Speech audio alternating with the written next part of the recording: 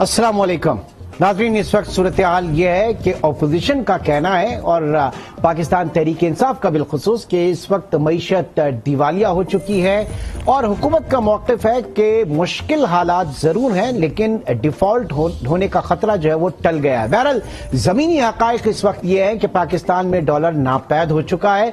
Money changers के पास जाएं तो उनके पास रेट जरूर ब्लिंक करते हुए नजर आएंगे लेकिन डॉलर्स नहीं है। एक बड़ा ठेंगा वहां से मिलता है कि डॉलर्स नहीं है।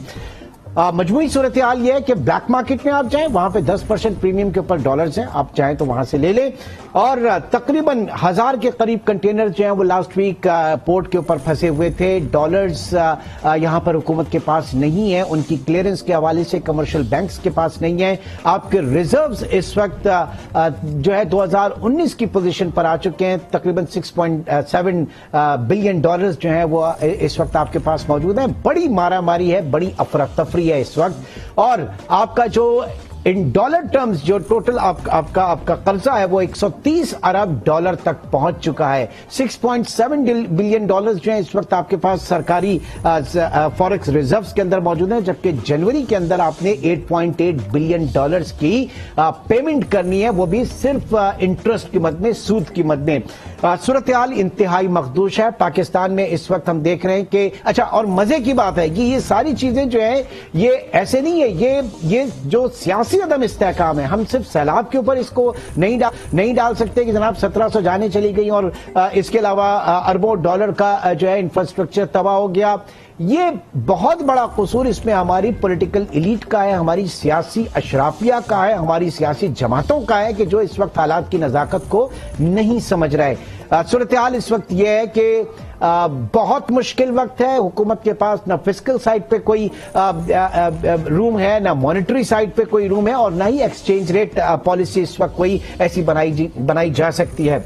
हकाइक क्या हैं, इनको आज हम जानेंगे। इस वक्त कराची स्टूडियो में हमारे साथ मौजूद हैं जनरल सेक्रेटरी ई-कैप जफर पराचा साहब। पराचा साहब लिया exchange companies association of Pakistan के आप नुमाइंदगी कर रहे हैं। और लाहौर स्टूडियो में सैयद उसामा रिजवी माहिर माशियात इस वक्त हमारे साथ मौजूद हैं। इन दोनों से हम बात करेंगे। बीच में डॉक्टर नादिया भी हमें ज्वाइन करेंगी, डॉक्टर नादिया फारूक भी हमें ज्वाइन करेंगी। पहले जरा पराचा साहब आपकी तरफ चलते हैं। मैं अगर ये कह रहा हूं कि मनी चेंजर के पास जाएं, उसके पास रेट हैं, डॉलर नहीं है, सूरत हाल क्या है? क्या अफरा तफरी मची हुई है इस वक्त? एक किल्लत पड़ गई है, काल पड़ गया मुल्क में डॉलर का असर।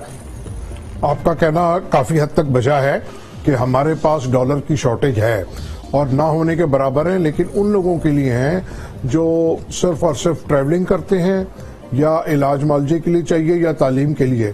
क्योंकि हमारे पास अगर डॉलर हैं भी तो हमको, जो हमारे पास कस्टमर आता है, हमको ये डिटरमिन करना बड़ा मुश्किल होता है कि वो वाकई इसको जरूरतमंद है इस चीज का, और या फिर वो हमसे ले जाके ग्रे मार्केट में बेच देगा, क्योंकि ग्रे मार्केट में 250 से 55 रुपए का रेट है।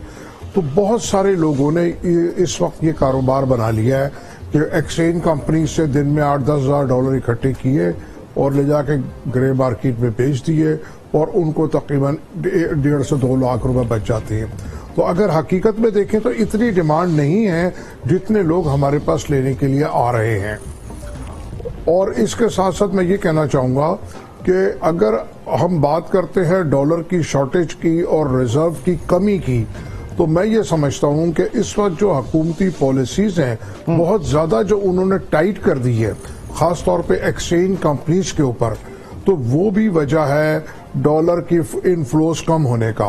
खास तौर पे जो आपकी होम रेमिटेंस है वो जो कम हो रहा है, क्योंकि हम इस वक्त डॉलर बेच नहीं पा रहे हैं मुख्तलिफ रिस्ट्रिक्शंस की वजह से। तो लोगों ने ऑफिशियल चैनल को छोड़ के वो ग्रे मार्केट की तरफ चले गए हैं। हाँ। और जो रेमिटर है वो हवाले की तरफ चला गया है, क्योंकि इस वक्त इंटरबैंक का रेट हमने रोका हुआ है 222 रुपए पे और हवाले का रेट 250 है। और जो मनी ट्रांसफर कंपनीज हैं, खासतौर पे 2 money transfer, western union and MoneyGram, ठीक है, वो जो डॉलर रेट ऑफर कर रही हैं बाहर 215 रुपए कर रही हैं। हाँ। और जो चार्जेस लेती हैं वो मिला जुला के तकरीबन 10 से 12 रुपए उनको कम मिलते हैं। तो अगर अच्छा। ओवरऑल हम देखें तो यानी आम हम ऐसे समझे कि जो बैरून मुल्क पाकिस्तानी मनी ग्राम और उसके जरिए भेजते हैं, वेस्टर्न यूनियन के जरिए पाकिस्तान अगर भेजेंगे तो उनको 215 रुपए मिलेंगे $1 पे, राइट? जी, उससे भी कम मिलेंगे। हाँ, वही अगर ये आपके ऑफिशियल चैनल से अगर भेजते हैं तो वहां पर जाहिर है कि ऑफिशियल चैनल ये है, और फिर हुंडी का या हवाले का जो इस वक्त रेट है वो तकरीबन आप कह रहे हैं कि 250 रुपए। तो ये तो बड़ा फर्क है, एक उस पे 20-25 रुपए का फर्क। ये मुझे बताइए, कोई बेवकूफी होगा कि फिर इस तरीके से भेजेगा? सिर्फ वतन की मोहब्बत में सवाल ही नहीं पैदा होता कि ये चीज हो। तो हमारी जो रेमिटेंसेस हैं इसके ऊपर बहुत ज्यादा फर्क पड़ गया। और इस फर्क को मजीद आप जितना उसको स्ट्रिंजेंट करेंगे ये फर्क और बढ़ता चला जाएगा। और अभी हाल ही में आप फैटिव की लिस्ट से भी निकले, उनकी अंडर ऑब्जर्वेशन तो अभी भी आप है, लेकिन ये कितनी बड़ी एक पाकिस्तान के लिए प्रॉब्लम हो सकती है कि जनाब ग्रे इकोनॉमी जो है या ये इतनी दोबारा ऊपर उठ रही है? देखिए जनाब, बात यह है, ये तो बड़ी खुश आइंद बात है कि हम ग्रे लिस्ट से निकल गए हैं। उसके अंदर हमारे मुख्तलिफ हुकूमती इदारों का बड़ा रोल रहा है, खासतौर पर स्टेट बैंक का, आर्मी का, और पसे पर्दा और बहुत सारे जो मुहब्बल वतन लोग हैं उन्होंने ये काम किया है, बानियां दी हैं। लेकिन ये जो आपका जो फर्क है ग्रे मार्केट का और बैंक का या मनी ट्रांसफर कंपनी का, तकरीबन 40 रुपए का फर्क है। 40 रुपए का? जी, 40 रुपए का। तो एक तो जो इनफ्लोज है वो 10 से 12% कम हो रहे हैं हर महीने। दूसरा, जो हमारे पास जो हमने 30 साल में मेहनत करके एक ऑफिशियल चैनल डेवलप किया, बैंकिंग चैनल डेवलप किया, वो यकदम 2-4 महीने में बिल्कुल वॉश आउट हो गया। और हुकूमत को हमने कई दफा इस बात की तरफ तवज्जो दिलाई है, लेकिन क्योंकि मुल्क में सियासी अफरा तफरी इतनी ज्यादा है और हर शख्स को अपनी सीट या अपने केसेस या अपनी पॉइंट स्कोरिंग की पड़ी हुई है, तो कोई इन चीजों की तरफ तवज्जो नहीं दे रहा। ठीक है, रखते हैं सर जरा इस पॉइंट को उसामा की तरफ। उसामा, पहले तो ये बताइएगा कि बाय डेफिनेशन ये जो कहा जा रहा है कि सीडीएस के हवाले से पाकिस्तान डिफॉल्ट कर गया अपनी इंटरनेशनल पेमेंट्स के अंदर, बहुत सारे इंडिपेंडेंट इकोनॉमिस्ट जो है उनका ये कहना, बिलखुसूस वो कैंप जो कि पाकिस्तान तहरीक इंसाफ की तरफ है, उनका ये कहना है कि मुल्क दिवालिया हो चुका है।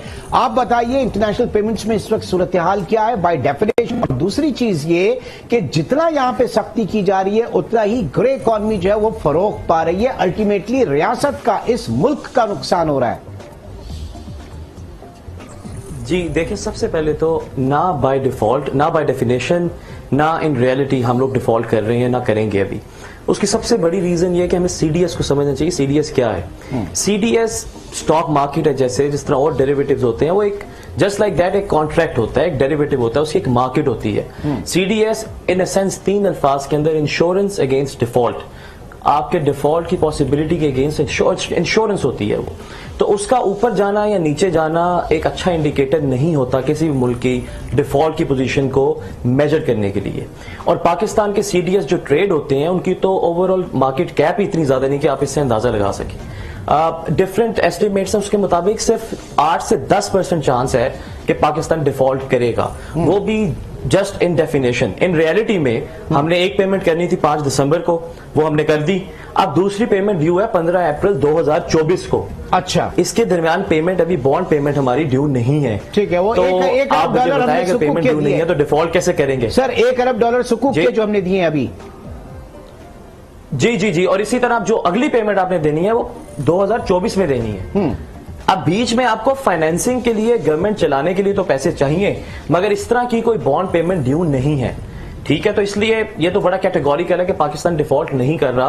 पीटीआई ये जो भी कह रहे हैं that is not factually correct. दूसरा क्वेश्चन आपका जो इस बारे में था कि दुनिया में इस वक्त रेमिटेंसेस का और इंटरनेशनल पेमेंट फ्लोज का क्या हो रहा है। देखिए, रेमिटेंसेस कम होने की वजह यह भी है जो आप लोगों ने भी डिस्कस की है, लेकिन हम मेन सिग्निफिकेंट वजह भूल जाते हैं। ये तो अभी हो रहा है, लेकिन इससे पहले आपको देखना पड़ेगा कि बाहर जो लोग कमा रहे हैं उनकी वेजेस नीचे गिरी हैं, अनएम्प्लॉयमेंट ज्यादा हुई है, ग्लोबल इकोनॉमी जो श्रिंक हुई है, ग्लोबल इकोनॉमी के ऊपर जो फर्क पड़ा है। जी जी जी, तो ऑब्वियसली आप चाहे 250 भी देने लग जाएंगे, आपके रेमिटेंसेस पे इफेक्ट आना ही था। मैं ये नहीं कह रहा वो फैक्टर नहीं है, लेकिन ये फैक्टर अभी सामने आया है। इससे पहले काफी फैक्टर चल रहे हैं जिसकी डेवलपमेंट के बाद इस फैक्टर ने भी कंट्रीब्यूट किया। अच्छा, लेकिन ये जो सिग्नल है, पाकिस्तान जाहिर है कि बहुत सेंसिटिव हमारी मार्केट है, बहुत थिन हमारी मार्केट है। हम तो यहाँ पर मुझे याद है कि इससे पहले जब डॉलर की डिटर्मिनेशन के लिए फॉर्मूले की बात हो रही थी और यहाँ पे एक फॉरवर्ड लुकिंग अप्रोच के साथ रजा बाकर साहब जो है वो एक फॉर्मूला देके गए थे एक्सचेंज रेट के हवाले से। उसमें यह कहा गया कि आपकी बहुत छोटी मार्केट है, आपकी एक बड़ी पेमेंट होगी और पूरी मार्केट जो वो हिल के रह जाएगी, और इनफैक्ट ऐसा ही हुआ। अब IMF प्रोग्राम के अंदर रहते हुए सेंट्रल बैंक इंटरवीन नहीं कर सकता, ये भी एक बड़ी वजह आप समझ रहे हैं? देखिए, अब ये पॉलिसी, अब जब इस बात कर रहे हैं, अभी हम लोगों की एक ओवरऑल पॉलिसी पिछले कुछ सालों से, बल्कि पिछले कुछ डेकेड से ये रही है कि तब एक्शन लेना है जब पोजीशन खराब हो जाती है। ये जो अभी हम बात कर रहे हैं, जो गुफ्तगू कर रहे हैं, ये चीजें फ्यूचर के अंदर देखी जाती हैं। इसके लिए एक लफ्ज यूज होता है एंटीसिपेशन। पॉलिसी मेकिंग का काम क्या होता है? एंटीसिपेशन। तो अभी स्ट्रिंजेंसी कर रहे हैं गवर्नमेंट, जो भी कर रही है गलत कर रही है, बिल्कुल गलत कर रही है। अगर आप 215 और 30-40 रुपए का डिफरेंस डाल रहे हैं तो कोई बंदा भी नहीं भेजेगा, मैं भी नहीं भेजूंगा। मगर इससे पहले जो स्टेप्स लिए जाने चाहिए थे, जिस तरह हमने पहले डिस्कशन किया था, पेट्रोल की सब्सिडी से लेके बजट के डेफिसिट तक या ऑयल की स्टोरेज तक, पॉलिसी मेजर्स पहले लिए जाते हैं। पॉलिसी मेजर उसी वक्त नहीं लिए जाते जब चीजें खराब हो जाती हैं।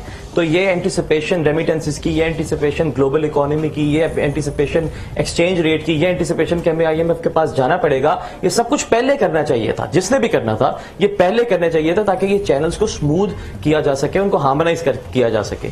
अभी बैठ के ये कहना ये सही है गलत है, वो अपने मुताबिक वो इस वक्त फायर फाइटिंग कर रहे हैं। तो हम लोग पिछले 10-15 सालों से सिर्फ फायर फाइटिंग करते रहे हैं, पॉलिसी में अंदर हमारी एंटीसिपेशन रही नहीं कभी। ये सबसे बड़ा इशू ये है हमारा। अच्छा, ये पराशर साहब, इससे पहले भी आपसे बात हुई इस टॉपिक पे, आज मैं चाहूंगा कि दोबारा इसके ऊपर हम जरा बात करें। पाकिस्तान में जो प्रॉब्लम आया था पिछले दिनों, वो इंटरबैंक से आया था कि वहां बड़ा माल कमाया है बैंकों ने, और इसके ऊपर बड़ी इंक्वायरी की भी बात हुई। और बांग्लादेश में आपने देखा कि उन्होंने अपने ट्रेजरी हेड्स को बिहाइंड द बार्स भेज दिया। पाकिस्तान में कुछ हुआ है ऐसा? अरबों रुपए कमाए हमारे बैंकों ने इसके ऊपर। देखिए जनाब, ये चीज डिस्क्लोज हुई है या हुकूमत ने इस बात को तस्लीम किया है कि जो करेंसी की जो मैनिपुलेशन और स्पेकुलेशन के अंदर बैंक्स इन्वॉल्व हैं। इससे पहले तो वो एक्सचेंज कंपनीज के ऊपर डाल दिया करते थे, जबकि एक्सचेंज कंपनीज की तो बहुत ही थिन मार्केट है। तो उसके ऊपर हमने यहां तक तो सुना कि शोकाज हो रहा है, ये हो रहा है, क्योंकि कारोबारी लोगों ने बहुत ज्यादा शोर मचाया और सेनेट में, असेंबली में शोर मचा। फिर सेनेट की स्टैंडिंग कमेटी के अंदर उन्होंने बैंक्स को बुलाया, तो वहां पे उन्होंने ये कहा कि हम इनको शोकाज दे रहे हैं और हम इसके ऊपर कार्रवाई करेंगे। और फिर वजीर खजाना साहब ने ये कहा था, डार साहब ने, कि अगर हम इनकी कार्रवाई से सेटिस्फाई ना हुए तो फिर हम एक्शन लेंगे। तो लगता है कि वो मामला हमेशा की तरह सर्द खाने की नजर हो गया है। अगर बांग्लादेश में जैसे हुआ था, अगर हमारे यहाँ भी ऐसा हो जाता तो फिर दोबारा नहीं होता। क्योंकि मैं ये समझता हूँ कि जो बैंक्स ने या जो और फाइनेंशियल इंस्टीट्यूशंस ने जो उस वक्त एक्ट किया, वो एक तरह के एंटी स्टेट था कि जब मुल्क में एक माशी बहरान है, अफरा तफरी है और सर्वाइवल का मामला है, तो इस वक्त उनको ऐसा नहीं करना चाहिए था। इसके साथ साथ जैसा कि आपने एक सवाल किया अपना रिजवी साहब से कि डिफॉल्ट की क्या बात है, तो मैं भी ये समझता हूं कि डिफॉल्ट होता नजर नहीं आ रहा, लेकिन पेमेंट्स हमने करनी है 2024 में या 23 की जो बात की है। बट सर, ये जो मंत्रा मैं इसलिए पूछ रहा था कि बात सारी ये है कि जब आप मुस्तकिल बोलते चले जाएंगे कि पाकिस्तान डिफॉल्ट होने के करीब है, डिफॉल्ट होने जा रहा है, तो उसका असर जो पड़ा है वो और ज्यादा खराब है। खुदारा इस वक्त समझिए कि मुल्क कहां पे खड़ा है और सियासत हम क्या कर रहे हैं। मेरा कहने का ये मकसद था। देखिए, मैं एक बात की वजह हूं कि देखिए, पेमेंट 2024 में बॉन्ड की है, लेकिन इस दौरान हमने और पेमेंट्स भी करनी है इस साल, जो तकरीबन 30 से 32 बिलियन डॉलर है, जिसको हमारे वजीर खजाना साहब भी इंडोर्स कर चुके हैं और लोग भी कर चुके हैं, और गवर्नर स्टेट बैंक ने भी इंडोर्स किया है बात कि हमको इस साल 30 से 32 बिलियन डॉलर देने हैं। वो जो बॉन्ड की पेमेंट है वो अलग बात है। तो वो जो आपका डिफॉल्ट का खतरा है वो हमारे सर पे मंडला रहा है, क्योंकि हमारे पास 6-7 बिलियन डॉलर रह गए और वो भी हमारे पास एज अमानत है लोगों की डिपॉजिट के तौर पे। तो हमको इसके लिए जरूर कोई ना कोई इकदाम उठाने होंगे गवर्नमेंट की तरफ से या किसी सियासी पार्टी की तरफ से। कोई भी सीरियसनेस नजर नहीं आ रही कि वो इस बात पे सोचे कि हम इकोनॉमिक अकॉर्ड करें बैठ के 1 पॉइंट एजेंडा बनाएं। ये इलेक्शन वगैरह मैं नहीं समझता कि इलेक्शन होने से हालात ठीक हो जाएंगे या ये इलेक्शन की जरूरत है इस वक्त तो बल्कि हमारी ये हालत है कि हमको इलेक्शन डेफर कर देने चाहिए। और इसके साथ साथ जो भी IMF की शराइत हैं, ये जो टैक्सेस हैं, वो सारे के सारे बोझ अवाम पे डाला जा रहा है। हुकूमत की तरफ से हमें कुछ नजर नहीं आ रहा। यानी कि आप देखें इतनी बड़ी काबीना है, कल 4-5 वजीर और बन गए, जबकि पैसे हमारे पास है नहीं। तो गवर्नमेंट को चाहिए कि इकोनॉमिक इमरजेंसी लगाए, खास तौर पे जो बिजनेस के जो टाइमिंग्स हैं वो 6 बजे करे, और पेट्रोलियम के ऊपर, क्योंकि हमारी 20-22 बिलियन डॉलर तो हमारा खाली हम इंपोर्ट जो करते हैं वो ऑयल का करते हैं, तो उसको कोई कट करें उसकी। यानी ये तो देखें पराचा साहब, जो पेट्रोलियम प्राइसेस, ऑयल प्राइसेस कम हुई है तो हमारी ये हालत है। खुदा ना खास्ता ये बढ़ जाए तो हम कहां पे खड़ा होंगे। रिजवी साहब ये मुझे बताइए, ऑस्टेरिटी मेजर्स जो है पाकिस्तान में लिए नहीं जाते। हुकूमत जो है वो किफायत शुआरी की बातें जरूर करती है, लेकिन आप काबीना देखें तो उसमें वजीरों की एक जो है वो लाइन लगी हुई है, मुशीरों की एक लाइन लगी हुई है, खर्च अपनी जगह पर मौजूद है। तो नीड ऑफ द आवर क्या है? तीसरी चीज जरा इसको लिंक कीजिएगा कि इंटरनेशनली डोनर्स जो हैं हमारे, पाकिस्तान में सियासी अदम इस्तेहकाम पे डोनर एजेंसीज उसको किस तरह से देख रही हैं। रिजवी साहब देखिए, सबसे पहले एक छोटा सा पॉइंट डिफॉल्ट की बात पे, जब मैंने कहा कि डिफॉल्ट नहीं होगा, वो एक चीज है, लेकिन उसका यह मतलब नहीं है कि पाकिस्तान बिल्कुल सेफ है या पाकिस्तान के मसाइल खत्म है। We are headed towards a currency crisis, liquidity crisis. जैसे हमारे डिफॉल्ट्स कम रह गए हैं, पेट्रोल की payments 20-22। Sir we are already in हम ऑलरेडी हैं भी, लेकिन आप आगे देखेंगे आगे शॉर्टेजेस भी होंगी। 2 से 3 दिन हफ्ते में पेट्रोल मिलेगा, 2 से 3 दिन आई थिंक सुपरमार्केट्स खुलेंगी, इसी तरह से स्कूल, कॉलेजेस और बिजनेसेस का हिसाब होगा। ये आगे आने वाले कुछ वीक्स के अंदर पता लगेगा। लेकिन अब दूसरा पॉइंट जो आपने भी बात की है, ऑस्टेरिटी मेजर्स। सर 2 चीजें, एक चीज तो ये, अभी अगर आप story let me ask my question. Sir ये बताइए, आप जो बात कर रहे हैं कि 2 से 3 दिन स्कूल खुलेंगे, पेट्रोल जो है वो 2 से 3 दिन, ये आने वाले जो हालात हैं, क्या ये ऑस्टेरिटी का कोई प्लान होगा या फिर खुदा ना खास्ता हालात इस नहज पे पहुंच जाएंगे कि ये सूरत हाल हो जाए? देखिए, ये तो फोर्स ऑस्टेरिटी होगी, इसके अलावा आप कर ही नहीं सकेंगे ना। आपके पास $6.5 अरब रह गए हैं रिजर्व में 1 महीने की इंपोर्ट्स कवर करने के लिए। You will have no other option. ये तो इंपोज की जाएगी, खुद ही आप इंपोज करेंगे। हालात ऐसे होंगे। और 2023 पूरा का पूरा, अगर कोई समझ रहा है ये कि 2023 के अंदर कोई नई गवर्नमेंट आ जाएगी या सब कुछ ठीक होने से इकोनॉमिक फ्रंट पे चीजें ठीक हो जाएंगी, दैट इज मिस्टेकन। ऐसा नहीं होगा। मैंने आपको पहले भी बताया, आप एक इंडिकेटर सिर्फ देखें, पूरी पाकिस्तान डिस्कनेक्टेड तो नहीं है ना दुनिया से। जब तक यूएस के इंटरेस्ट रेट बढ़ने कम नहीं होंगे, जो कि 6% पे जाने हैं, मैं बार बार कहता हूं, अभी 4.5% पे हैं, जब तक वो 6% पे नहीं जाएंगे, डॉलर आपका, आप जो मर्जी कर लें, आर्टिफिशियल तरीके से आप कर सकते हैं, कमर्शियल लोन्स ले लेके 10-10, 12-12% के ऊपर। उसके अलावा कोई तरीका नहीं है कि पाकिस्तान अपने डॉलर को स्टेबलाइज कर ले, पाकिस्तान अपना डेफिसिट कंट्रोल कर ले। इसके अंदर क्यों कोई तरीका नहीं है? क्यों हम इस पॉइंट पे पहुंचे हैं? सर मैं आऊंगा फर्दर एक ब्रेक की कॉल के लिए, मुझे कहा जा रहा है, मुझे एक ब्रेक की कॉल के लिए कहा जा रहा है। इस वक्त जफर पराचा और ओसामा रिजवी मौजूद है। एक छोटे से ब्रेक के बाद दोबारा मिलते हैं।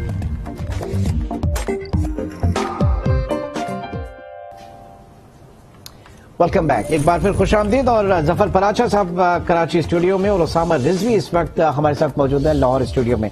पराचा साहब, हालात अगर इस वक्त ऐसे हैं, मैं ये ब्रेक पे जाने से पहले ओसामा से भी पूछा और मैं आपसे भी पूछ रहा हूं कि भाई इंक्वायरीज क्या आती है आप लोगों के पास, अब्रॉड से, बाहर से, जिन्होंने हमें पैसा देना है, जिन डोनर एजेंसीज ने, जो पाकिस्तान के, जो पाकिस्तानी वहां पे ओवरसीज बैठे हैं, इन्वेस्टर्स बैठे हैं, वो किस तरह से देख रहे हैं? क्योंकि ये सारी की सारी सियासी बेचैनी जो है, मुआशी बेचैनी को, मुआशी अदम इस्तेहकाम को ट्रिगर कर रही है। देखिए जनाब, बात यह है कि जहां तक क्या आता है, तो यहाँ पे जो हम लोग बैठे हैं ना, हम तो इन हालात के आदी हो चुके हैं। जो बाहर पाकिस्तानी बैठा है वो तो ऐसा लगता है उसको कि भाई पाकिस्तान आज गया या कल गया, खुदा ना करे। और खास तौर पे जो डोनर कंट्रीज हैं, उसके साथ साथ जो हमारे एंटी स्टेट एलिमेंट हैं और जो हमसे नाराज हैं हमारे लोग, वो तो ये जाहिर करते हैं कि जैसे पाकिस्तान आज गया या कल गया। उनमें बहुत ज्यादा तशवीश है। इसके साथ साथ एक अहम बात की तरफ मैं आपकी तवज्जो दिलाना चाहूंगा कि अभी जो गवर्नमेंट ने टैक्स लगाया है, डीम टैक्स प्रॉपर्टी के ऊपर, जिसको 7E भी कहा जा रहा है, कि 1% टैक्स लगाया है कि जिसकी वैल्यूएशन जो टैक्स ऑफिसर है वो मार्केट रेट के मुताबिक करेगा। उससे लोगों में बहुत ज्यादा बेचैनी है, खासतौर पे फॉरेनर्स में, यानी कि ओवरसी पाकिस्तानी में, जिन्होंने अपनी जो फॉरेन प्रॉपर्टीज हैं वो डिक्लेयर की हुई हैं और जो ड्यूल नेशनल हैं वो बहुत तेजी के साथ अपनी जो पाकिस्तान की सिटीजनशिप है उसको वो विड्रॉ कर रहे हैं और वो चाह रहे हैं कि हम ओवरसी पाकिस्तानी से हट के हम फॉरेन नेशनल बन जाएं ताकि हमारे ऊपर जो 1% टैक्स लगना है वो ना लगे। ये जो मैं आपके प्रोग्राम के तवस्सुत से अरबाब इख्तियार के पास ये बात पहुंचाना चाह रहा हूँ, ये एक बहुत खतरनाक बात है। हमारे जो बड़े बिजनेसमैन हैं, बड़े लोग हैं, सियासतदान हैं, इनकी जो जितनी एसेट्स हैं बाहर बहुत ज्यादा हैं, उसके ऊपर टैक्स से बचने के लिए वो अपनी पाकिस्तान की सिटीजनशिप सरेंडर कर रहे हैं। तो जो आपका सवाल है कि वो बाहर बैठे लोग क्या सोच रहे हैं, तो ये सिर्फ 1% टैक्स लेने के लिए उनसे, तो ये एक क्या मैसेज जा रहा है। और इकोनॉमी पहले ही हमारी खराब है, उसके साथ साथ जो हमारे सियासी लोग हैं या और जो लोग हैं वो उन्होंने जो एक हाइप क्रिएट की हुई है, तो इस वक्त ये सारी बातें मुल्क के लिए बड़ी खराब है।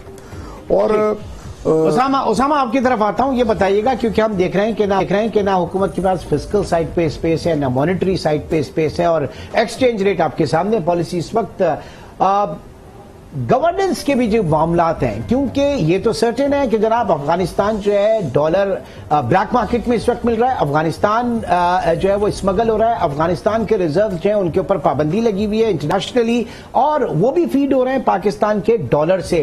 तो इस वक्त हुकूमत के पास गवर्नेंस की जो कैपेबिलिटी है या कैपेसिटी है वो कितनी कम है और कितना उसके ऊपर काबू पाया जा सकता है फिजिकल डॉलर की इस वक्त जो स्मगलिंग है, ये जो रूट है। देखें, इस वक्त तो हालात ये हैं कि अगर पॉलिसी हमें इस डायरेक्शन की चाहिए तो गवर्नमेंट की प्रायोरिटीज उससे बिल्कुल ऑपोजिट डायरेक्शन की है। पॉलिसी मेकिंग के लिए किसी चीज का मैकेनिज्म बनाने के लिए अगर आप फिजिकल डॉलर्स की अरेंजमेंट करें, उनके रोकथाम के लिए फोकस चाहिए होता है। जो आजकल न्यूज के अंदर आप देखते हैं पिछले 1, 2, 3 माह से जो चल रहा है, कुछ पिछले खासतौर पे वीक से जो हो रहा है, इसके अंदर क्या आपको लगता है कि कोई भी पॉलिसी मेकर, मिनिस्टर्स या रिसर्चर्स या जो पॉलिसी मेकर्स हैं, दीगर ब्यूरोक्रेसी, ये अपने जो फोकस है, अपनी जो एनर्जी है, अपना जो माइंड है, अपना जो टाइम है, वो इन चीजों पे लगाएगी कि जो भी हालात बने हुए हैं केओटिक किस्म के, कि उनकी मैनेजमेंट करने में लगाएगी? अभी आपने क्वेश्चन पूछा है कि इंटरनेशनल क्या सोच रहे हैं, मैं आपको बताता हूं। मतलब वो जो भी सोच रहे हैं हमें पसंद नहीं आएगा। जेपी मॉर्गन हमें पता है एक अमेरिका का बैंक है, bill and Melinda Gates foundation Bill Gates की इंस्टीट्यूशन है, ब्लैक रॉक दुनिया का सबसे बड़ा हेज फंड है, वॉल स्ट्रीट जर्नल की, ये डिफरेंट इनकी ना आउटलुक्स आती हैं हर साल। इस बार आउटलुक्स में उन्होंने पाकिस्तान जैसे ममालिक को स्पेसिफिकली कवर किया है और उनको इमर्जिंग मार्केट्स कहते हैं, डेवलपिंग कंट्रीज कहते हैं। जो बातें उन्होंने की हैं पाकिस्तान जैसे कंट्रीज के लिए, पाकिस्तान के लिए, वो यही है कि $2.5 ट्रिलियन का हम गरीब ममालिक पे या पाकिस्तान जैसे ममालिक पे डेट शॉक है 2026 तक। तो आप यहां तो समझ रहे हैं कि 2023-24 के अंदर चीजें ठीक हो जाएंगी, इससे बेहतर हो जाएंगी, लेकिन बिल्कुल हालात ठीक नहीं होंगे। दूसरा, हमने जो डेट सर्विसिंग की कॉस्ट है, पाकिस्तान भी दूसरे ममालिक भी, वो 2000 से लेके अभी तक 22 साल में हाईएस्ट डेट सर्विसिंग की कॉस्ट हम दे रहे हैं। हमारे अपने बजट का 30-35% डेट सर्विसिंग में जा रहा है। तीसरा, इसकी वजह यही पे जरा इमर्जिंग मार्केट्स का ये $9 ट्रिलियन। सर, ये डेट सर्विसिंग कॉस्ट के ऊपर ही रुकिए, क्या ये जब अरेंजमेंट किया जाता है उस वक्त सही निगोशिएट नहीं किया जाता, या फिर दीगर फैक्टर्स हैं एक्सचेंज रेट के हवाले से, फिर उन मुल्कों के अपने, मिसाल के तौर पर डॉलर में अगर हमने कुछ लिया हुआ है, कर्जा लिया हुआ है, तो यूएस के इंटरेस्ट रेट बहुत इंपॉर्टेंट उस हवाले से। तो ये वो वेरिएबल्स हैं, ये वो फैक्टर्स हैं। देखिए, हमारे जब 2 तरह के लोन्स होते हैं, एक तो आप लेते हैं इंटरनेशनल फाइनेंशियल इंस्टीट्यूशन से, ADB, IMF, world bank, AIIB, इनसे जो लोन लेते हैं उनका इंटरेस्ट रेट 2 से 3% तक होता है। लेकिन हमारे पाकिस्तान के जो ज्यादातर लोन है वो कमर्शियल लोन्स हैं। कमर्शियल लोन से मुराद है सिटी बैंक से, कमर्शियल लोन से मुराद है एचएसबीसी से। और ये क्यों लिए जाते हैं? इसकी एक रीजन ऑफ कोर्स डॉलर की आर्टिफिशियल मैनिपुलेशन के लिए, क्योंकि कमर्शियल लोन और ये जो दूसरी आईएफआई से आप लोन लेते हैं, इसमें एक फर्क ये होता है कि आईएमएफ इकट्ठे पैसे नहीं देता, ये कमर्शियल लोन इकट्ठे पैसे दे देते हैं। तो उसकी वजह से डॉलर की इंजेक्शन होती है, डॉलर तो मैनेज हो जाता है, दीगर मसाइल तो हल हो जाते हैं, लेकिन इसका जो रेट होता है वो 5-6% प्लस लाइबर और काइबर होता है। अच्छा। तो वो आपने वापस भी इकट्ठे ही करने होते हैं। तो पाकिस्तान के लिए इशू ये कि हमारी जो प्रोपोर्शन है वो कमर्शियल लोन्स की बहुत ज्यादा है। 950 मिलियन थे 2016 में, अब वो 9.5 अरब डॉलर्स हैं 2018-19 के अंदर। हाँ। आप उसका कितने 100% इंक्रीज है। तो पाकिस्तान की डेट की पोर्टफोलियो उस तरफ ज्यादा टिल्टेड है जहां इंटरेस्ट रेट ज्यादा है, जहां मैच्योरिटी बहुत जल्दी होती है, जहां पेमेंट सारी की सारी इकट्ठे करनी होती है। लिहाजा हम लोगों को फिर इन इश्यूज का सामना करना पड़ता है। एंड ऑब्वियसली आप जिस तरह पॉलिसी रेट बढ़ाते हैं, मुझे याद है 2000 आपके 2000 मेरे ख्याल से 17-18 में या 18-19 में 7% के ऊपर हम थे, और उसके बाद आज हम 16% के ऊपर हैं। तो इस वक्त जो आपके प्रोग्राम में कहा था की अदायगी बढ़ गई, उतने कर्जे तो कितना हाफ पोर्टफोलियो। बिल्कुल, आपके प्रोग्राम में लास्ट ईयर कहा था जब 9% था कि 9 से ये 16 पे आप 20% का कह रहे हैं। मुझे नहीं पता कहां जाएंगे, कहां लेकर जाएंगे, हमारी डोमेस्टिक इकोनॉमी जो है वो कहां चलेगी, क्या होगी। पराचा साहब, फिजिकल स्मगलिंग इस वक्त किस तरह से रोकी जा सकती है, जरा ये भी हमें बताइए कहां पर, क्योंकि सर्वेलेंस एक चीज है, गवर्नेंस एक चीज है जिसमें शायद कुछ हो सकता है, अदरवाइज फिजिकल और मॉनेटरी साइड पे तो हुकूमत के पास गुंजाइश है ही नहीं इस वक्त। देखिए जनाब, बात यह है कि लॉ इन्फोर्समेंट या ये जो ड्राइव के थ्रू लोगों को पकड़ना, ये करना, इससे तो मैं समझता हूँ स्मगलिंग नहीं रुकेगी, क्योंकि मार्जिन इतना बड़ा हो गया है कि जो नहीं भी करने वाले थे वो ये काम कर रहे हैं। सही। मेरा ये ख्याल है कि पॉलिसीज को आपको दोबारा रिविजिट करना पड़ेगा ताकि हम इसकी डिमांड को किल कर सके। नहीं तो ये जो हम कहें कि जी इसको पकड़ लो, उसको पकड़ लो, इससे काम नहीं बनेगा। खास तौर पे जो इसकी डिमांड है हवाले की, उसको हमको पॉलिसीज को ठीक करना पड़ेगा। सर वो तो ऐसे ही होगा ना कि आप डिफरेंस कम से कम कर दें, शिफ्ट हो जाएगा वो आपके ऑटोमेटिकली आपके जो कानूनी जराए उनके ऊपर। जी, उसमें 2-3 सजेशंस हैं। एक सजेशन तो ये है कि आप अपना जो इंटरबैंक रेट है उसको बढ़ाएं, ओपन मार्केट के करीब लेके आएं, क्योंकि वर्ल्ड वाइड जो दूसरी मॉनेटरी फंड्स एजेंसीज हैं वो ये उनका ये ख्याल होता है कि जो आपकी ओपन मार्केट है वही रियल वैल्यू है आपके करेंसी की। और इसके साथ साथ जब, और दूसरी बात यह है कि जो डॉलर्स की शॉर्टेज है, ये मैं आपको बड़े वसूख से कहता हूँ, कोई शॉर्टेज नहीं है डॉलर की। लोगों के पास बहुत डॉलर्स हैं। जब आप उस प्राइस को ठीक कर देंगे, अब आपको जो ऑफिशियल जो विंडो है उसके ऊपर उनको रेट ठीक मिलेगा, आपके इनफ्लोज भी बढ़ जाएंगे और लोकली एक्सचेंज कंपनीज के पास भी डॉलर की फरवानी हो जाएगी। थोड़े दिन पहले आपने देखा कि डॉलर इतने थे कि लोग खरीदने वाले नहीं थे। इंटरबैंक से 2 रुपए 4 रुपए नीचे था, क्योंकि वो रियल वैल्यू थी। इसके साथ एक बात मैं ये कहना चाहूंगा कि अफगान ट्रांजिट और ईरान जो ट्रेड ट्रांजिट है, इन दोनों को आपको अपनी पॉलिसी को रिविजिट करना पड़ेगा। और खास तौर पे अफगान और ईरान आपकी जो इमिग्रेशन पॉलिसी है वो भी आपको रिविजिट करके उसको इंटरनेशनली जो आपके बाकी ममालिक के साथ आपके जो तरीकाकार है उसके मुताबिक दोनों चीजों को लाना होगा। क्योंकि हजारों लोग मॉब की शक्ल में रोज अफगानिस्तान जाते हैं, आते हैं, जिनका सिर्फ और सिर्फ काम यह है कि यहाँ से करेंसी ले जाना और वहां से सामान लेके आना। ये एक आर्टिफिशियल मार्केट है। तो जब ये रेट ठीक हो जाएगा तो ये भी चीजें ठीक हो जाएंगी। और फिर इसके साथ साथ आपको अपनी इंपोर्ट को कंट्रोल करना होगा। उसके अंदर आपको प्रायोरिटीज अपनी सेट करनी होगी कि कौन सा आइटम हमको मंगाना है इस वक्त और कौन सा नहीं मंगाना। जहां तक इकोनॉमिक इमरजेंसी लगाने की बात है तो मैं इसके हक में हूं, लगानी चाहिए। सही। और आपकी अपनी जो ऑयल की जो कंजम्पशन है वो लाजमी कम करें, मार्केट्स का टाइम ठीक करें और हफ्ते में 3 दिन जो है ना इसको बंद करें और वर्क टू होम होना चाहिए मैक्सिमम। और ये सारी चीजें हम कोविड में करके देख चुके हैं, कोविड में हम करके देख चुके हैं। और उसके बाद हमने ये भी देखा आपका करंट अकाउंट जिस तरीके से रिड्यूस हुआ था, कब हुआ था वो भी आपके सामने। उसामा, एक अभी पराचा साहब ने बात की डिमांड किल करना, तो यहाँ पे पाकिस्तान में जो नॉर्मली यूज किया जाता है एग्रीगेट डिमांड कर्टेल करने के लिए पॉलिसी रेट बढ़ा दिया जाता है और शरह सूद बढ़ा दी जाती है ताकि उसका कंजम्पशन कम हो। लेकिन पाकिस्तान में जो इन्फ्लेशन है, इन्फ्लेशनरी प्रेशर होता है, वो रादर के आप एक डिमांड पुल हो, वो कॉस्ट पुश इन्फ्लेशन है। कारोबारी लागत हो पाकिस्तान में ज्यादा है, इसलिए महंगाई होती है। टमाटर 400 रुपए किलो हो गए तो इसका मतलब ये नहीं है कि पाकिस्तानी ने सुबह दोपहर शाम रात टमाटर खाना शुरू कर दिया। पीछे सप्लाई का मसला है। तो हम अपने जो हमारे टूल्स हैं इनको हम सही यूज क्यों नहीं करते? देखें, इकोनॉमिक पॉलिसी मेकिंग जो है, अभी टर्की की एग्जांपल ने, टर्की के अंदर जब जीडीपी इन्फ्लेशन बढ़ रही थी तो अर्दोगान ने पॉपुलर मेजर लिया, उसने इंटरेस्ट रेट स्लैश कर दिए। अब ये चीज सही है या गलत है? जो इंटरनेशनल डोनर्स की हम बात कर रहे थे, इंटरनेशनल बैंक्स की बात कर रहे थे, आईएमएफ की बात कर रहे थे, ये चीज इसी को देखते हैं ये लोग कि क्या ये पॉलिसी मेजर्स ठीक ले रहे हैं। उसने इंटरेस्ट रेट स्लैश किए जो जबकि बढ़ाने चाहिए थे। उनकी करेंसी देखिए कितनी पिटाई हुई, उनकी करेंसी की पिटाई देखिए फिर क्या हुआ। 80% लीरा प्लंज कर गया, इन्फ्लेशन 60-70% हो गई, अभी तक वहां हालात चल रहे हैं। इसका जो सोल्यूशन है ना, जो हम पहले ही बात कर रहे थे, सोल्यूशन देखिए, चीजों का सोल्यूशन होता है टाइमलाइन के ऊपर। कुछ होते हैं शॉर्ट टर्म फौरन करने वाले, कुछ मीडियम में, कुछ लॉन्ग टर्म। हमारी मोस्ट ऑफ द प्रॉब्लम्स का हमारा जो लॉन्ग टर्म सोल्यूशन है, जो आपने भी बात की है, कॉस्ट पुश इन्फ्लेशन होती है, इसका है इकोनॉमिक इंटीग्रेशन।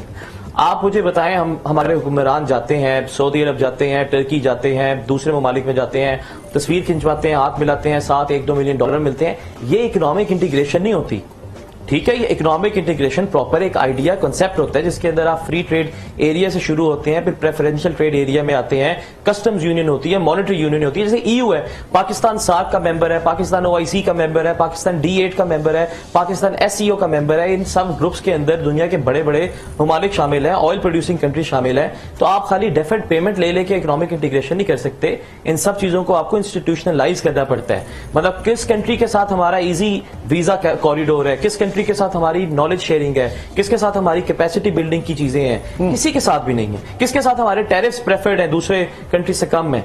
हम कुछ चंद FTAs का हिस्सा है, मेन ट्रेड हमारा चाइना US के साथ है। तो जब तक इकोनॉमिक इंटीग्रेशन नहीं होगी तो ये कॉस्ट पुश इन्फ्लेशन, अगर आप US से चीज नहीं मंगवाना चाह रहे, आपके अच्छे ताल्लुकात हैं, रीजनली आप कनेक्टेड है, तो आप वही चीजें वहां से सस्ते में परचेज कर सकते हैं। इन हालात में फिर ये पॉलिसी मेजर्स काम आते हैं। तो फौरी तौर पर तो यही है कि आप अपने आप को ऑस्टेरिटी मेजर्स नहीं, फिस्कल डिसिप्लिन इंप्लीमेंट करें, लेकिन इसके साथ ही प्लीज ये जो लॉन्गर टर्म स्टेप्स हैं, ये पहला स्टेप तो लेना पड़ेगा ना। कभी आप ये कह के तो नहीं छोड़ सकते तो लॉन्ग टर्म में, तो कभी तो लेंगे उस स्टेप। ठीक है, ठीक। आपसे एक फिर मैं पराचा साहब की तरफ आऊंगा। जाते जाते मैं आपसे जानना चाहूंगा कि रियल इफेक्टिव एक्सचेंज रेट, क्योंकि हमेशा बड़ी ढारस दी गई कि जनाब इस वक्त वो 100 से नीचे है तो डॉलर जो है वो समवेयर अराउंड 200 रुपए के करीब होगा। वो भाई वो आजकल कहां है, जरा बताइएगा। जी मेरे से कह रहे हैं? नहीं, मैं उसामा साहब से कह रहा हूं। जी मुझसे कह रहे हैं? जी मैं आपसे पूछ रहा था रियल वैल्यू आप इस वक्त क्या देख रहे हैं? देखिए RER, मैंने अभी आपको बताया RER, जब ये पिछले 2018 के बाद डॉलर पाकिस्तानी रुपी डीवैल्यू होने की वजह ही यही थी कि हमारा real effective exchange rate artificially manipulated था, वो मेंटेन था, जिसकी मैं आपको रीजन बता चुका, कमर्शियल बैंक्स और एवरीथिंग। आजकल हमारा रियल इफेक्टिव एक्सचेंज रेट, मैंने लेटेस्ट फिगर तो नहीं देखी, it's more than 100 I believe, जो कि रियलिटी के कुछ करीब है। पाकिस्तान की करेंसी की वैल्यू या किसी भी मुल्क की करेंसी की वैल्यू स्ट्रांग कब होती है, हम सबको पता है, जब उसके रिजर्व्स अच्छे होते हैं, जब उसके वहां इकोनॉमिक स्टेबिलिटी होती है, जब उसकी एक्सपोर्ट ज्यादा होती है, इंपोर्ट कम होती है। हमारा रियल इफेक्टिव एक्सचेंज रेट इसी के अराउंड होवर करता रहेगा अगले 3-4 साल भी, जब तक ये मेजर्स नहीं लिए जाएंगे। ठीक है, पराचा साहब आपकी तरफ आता हूं, लास्ट मिनट है। इस वक्त जाहिर है कि अगेन जो मुआशी बेचैनी है वो सियासी अफरा तफरी की वजह से है। अब आने वाला बजट मौजूदा हालात में, क्योंकि इस वक्त हुकूमत की पूरी कोशिश है कि बजट देकर वो जाएं और कुछ कहीं ना कहीं से रिलीफ मिले आम आदमी के लिए, वरना बड़ी पिटाई होनी है इलेक्शन में अगर इन हालात में जाएं। मुमकिन होगा हुकूमत के लिए बजट में कोई रिलीफ देना ना, या फिर अगर पाकिस्तान तहरीक इंसाफ भी आती है या कोई भी पार्टी आती है, उसके लिए आइंदा बजट कितना मौजूदा IMF के हालात के अंदर रहते हुए? देखिए जनाब, बात यह है कि मुझको नहीं लगता ये कोई आवाम को रिलीफ दे सके, सिवाय जो उसका अल्फाज के गोरख धंधे के। अगर कहीं रिलीफ देंगे तो उसकी जगह कोई और टैक्स लगा देंगे, और खास तौर पे हिडन टैक्सेस बहुत हैं। तो क्योंकि IMF ने इस तरह बुरी तरह जकड़ा हुआ है इनको कि वो अगर ये को रिलीफ देना भी चाहें तो नहीं दे सकते। सिर्फ एक सूरत है रिलीफ देने की कि गवर्नमेंट को जो अपने अखराजात हैं उनको कम से कम 50% जो है ना कम करना पड़ेगा। खास तौर पे जो एलीट क्लास के जो इनके खर्चे हैं वो कम करने पड़ेंगे। अगर अपने खर्चे नहीं कम करेंगे, अवाम पे डालेंगे, तो खुदा ना करे लॉ एंड ऑर्डर की सिचुएशन अल्लाह ना करे हालात नजर आ रही है। बहुत बहुत शुक्रिया जफर फराचा साहब और सैयद उसामा रिजवी साहब हमारे साथ मौजूद थे। मुल्क की मुआशी सूरत हाल के ऊपर इस वक्त एक नजर डाल रहे थे। इंशाल्लाह आपसे कल मुलाकात होगी। अपना बहुत ख्याल रखिएगा। अल्लाह हाफिज।